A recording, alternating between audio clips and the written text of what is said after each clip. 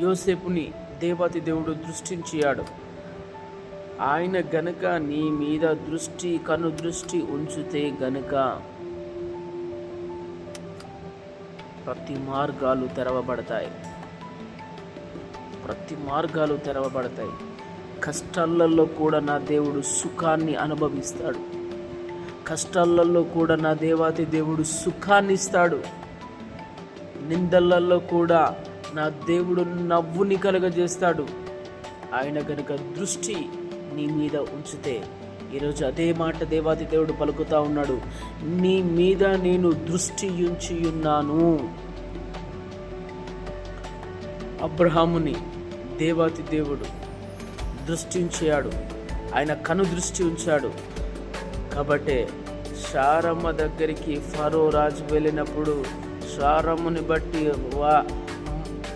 రాజు అయినటువంటి ఫరోకు నిద్ర పట్టనివ్వలేదు.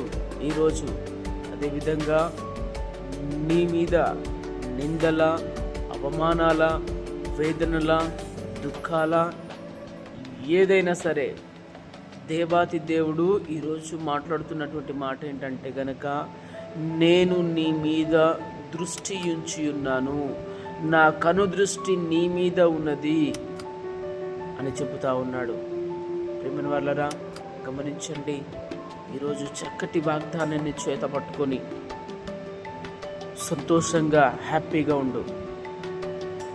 శత్రువు నీ దగ్గరికి వస్తున్నారా? భయపడకు. మరణం నీ దగ్గరికి వస్తుందా? భయపడకు. మరణంచులలో ఉన్నావా? భయపడకు. అస్వస్థతో ఉన్నావా? భయపడకు. ఇటు తోచని స్థితులలో ఉన్నావా?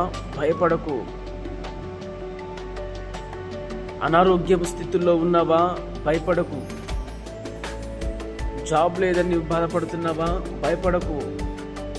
నా దేవుడు నీ మీద దృష్టి ఉంచి ఉన్నాడు. నా దేవుడు నీ మీద దృష్టి ఉంచి ఉన్నాడు అంటే గనక ఏ మానవుడు వారిని ఆపలేరు. ప్రియమైనవారులారా, కాబట్టి ధైర్యం తెచ్చుకో. ఉదయకాల సమయంలో దేవాతి దేవుడు నీతో నాతో మాట్లాడుతున్నటువంటి మాట ఏంటంటే, నీ మీద దృష్టి ఉంచి ఉన్నాను.